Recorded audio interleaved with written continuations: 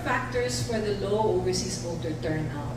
And a major one is really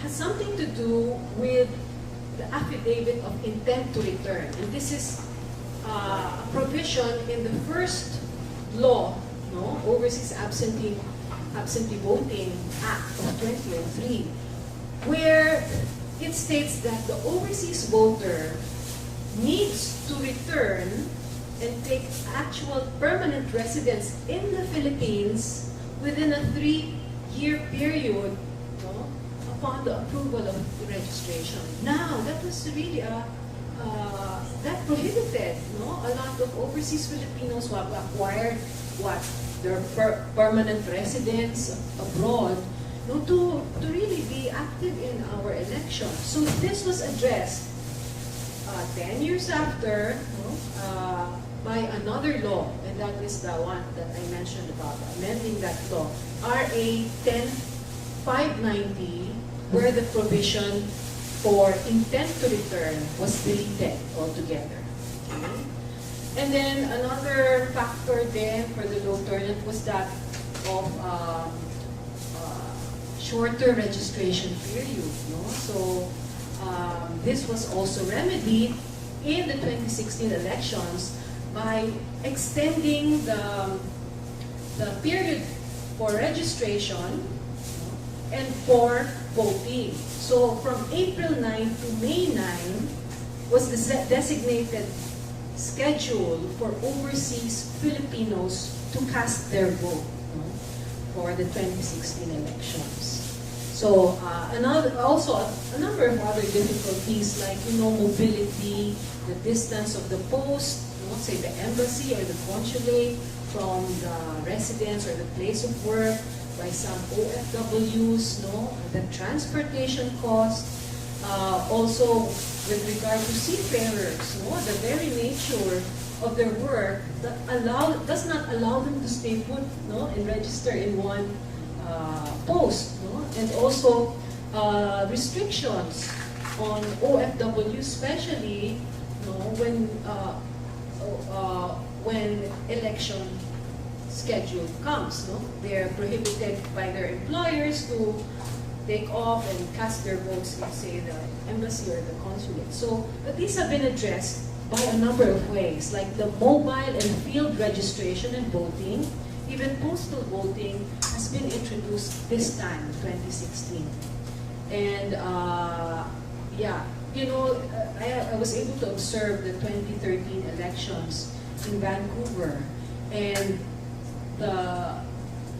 our foreign service officers there, our consuls, have implemented ways by which even those in the far-flung places of, say, Saskatchewan and other areas outside of the Vancouver area, they would go out, and say, for example, if there's an activity of Filipino migrant organizations there, they would go and take opportunity in really disseminating information to the OFWs there, and even doing the same thing for them to register, make it easier for them to register and vote. And then also, with regard to the employers' restrictions on OFWs,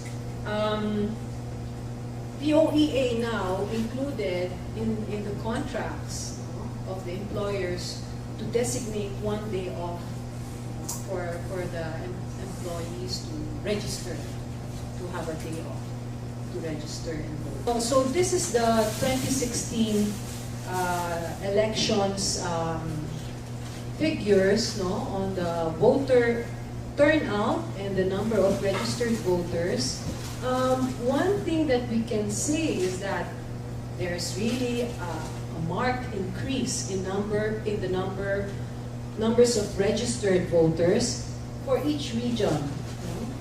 But in terms of voter turnout, the highest is in the Asia Pacific, 42%, followed by the Americas and Middle East, 27%. So yeah, in the Middle East, many overseas Filipinos registered to vote, but not all of them, no, were able to vote. So only 27%. In the May 2016 elections, 5 party list groups vied for representation of this sector. And these party lists are Migrante, no, AMEPA. This is their advocacy is on Christian, Muslim, say, partnership among the employers and the employees. No? Global party list, which according, if you can see this picture here, no, openly endorsed Duterte, no?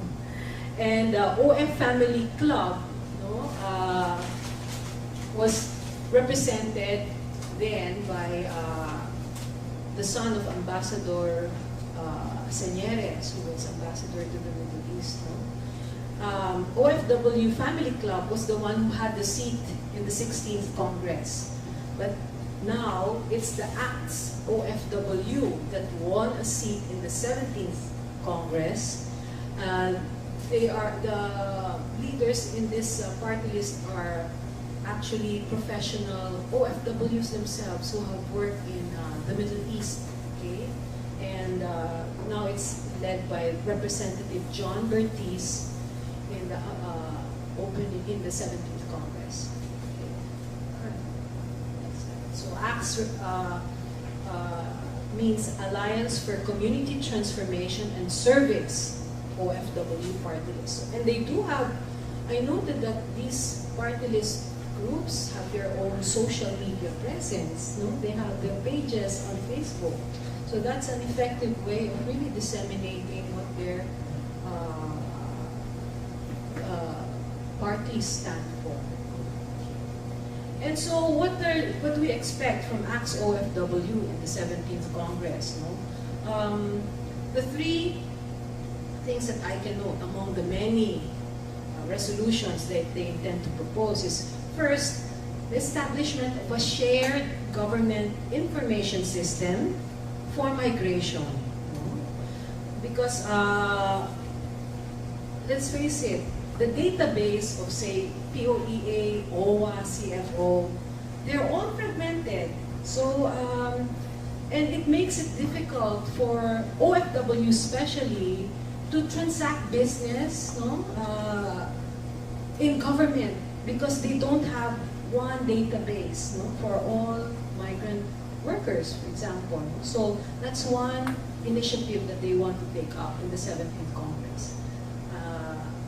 And then also the creation of a Department of Migration and Development. So we would expect that, no, to be coming up in the 17th Congress. Why is this so? Because ACTS OFW feels that it's about time that we have an integrated program for, especially for OFWs, from recruitment to reintegration. So, and then also they intend to review the overseas voting provision, especially the use of internet voting, the use of technology, because it facilitates a lot of overseas Filipinos to take part in elections without having to spend a lot for transportation or not too much effort on the part using, say, the internet to cast their votes. What are the main takeaways that we have now? So the overseas Filipinos present themselves to be a new constituency, which actually it's being wooed by politicians, no, for them to win in the elections. We have noted that in the recent campaign, Leni Robredo, Mar Rojas, even Duterte, no, went to, say, Hong Kong, to meet, to campaign, no, with the OFWs. And there are also migrant associations that also helped in the campaign, based everywhere, no? Europe, Asia, etc. So it's a new constituency. And the party list can be a mechanism for their voices to be heard. No? The resolutions that are intended to be proposed by ACT's OFW reflect really the interests of this sector. No? So we would expect them that even if they're geographically distant, overseas Filipinos can still be present when it comes to domestic policy making is concerned through the party list. And also, what about the potential of an overseas vote? Will there ever be a migrant vote? No? Although we do not see a migrant or overseas vote or a migrant bloc emerging, no? We have all noted already to what extent they can influence and pressure government even to take action on issues that are important to them. No? Take the case of the tanim bala, no? What's this? The tanim bala and balikbayan boxes issue, no? Remember there was a time when because of random checking, this thing about smuggling concerned by the Bureau of Customs, the OFWs complained and took to social media, to express their, dissatisfaction with them losing items, opening their balikbayan box, even the imposition of a higher tax on the balikbayan boxes. And what happened at that time, because of the immense publicity of the issue in Facebook, so in other social networking sites, Customs came out with the announcement that they will already use an X-ray machine instead of just randomly opening balikbayan boxes. So that, and of course, the RCBC, PhilRem, money laundering scam issue, no? We have yet to see whether this can really galvanize migrant, overseas Filipinos, the migrant workers, to really have a strong voice, maybe even decide on or pressure the government to institute reforms in the local banking system or even in the remittance industry. No? We have yet to see that, but we have indications that when they express their voice, government listens. Okay, so they're quite influential. If they were to be likened to a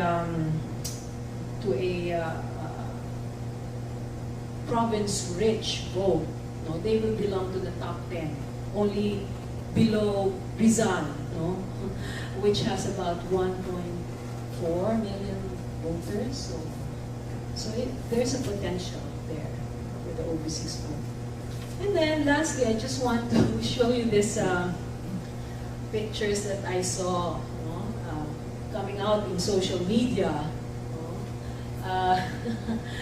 When the first one, top one, it says there, I don't need the votes of the OFWs, according to Mar Rojas. He was quoted as such, and it says there, that the one who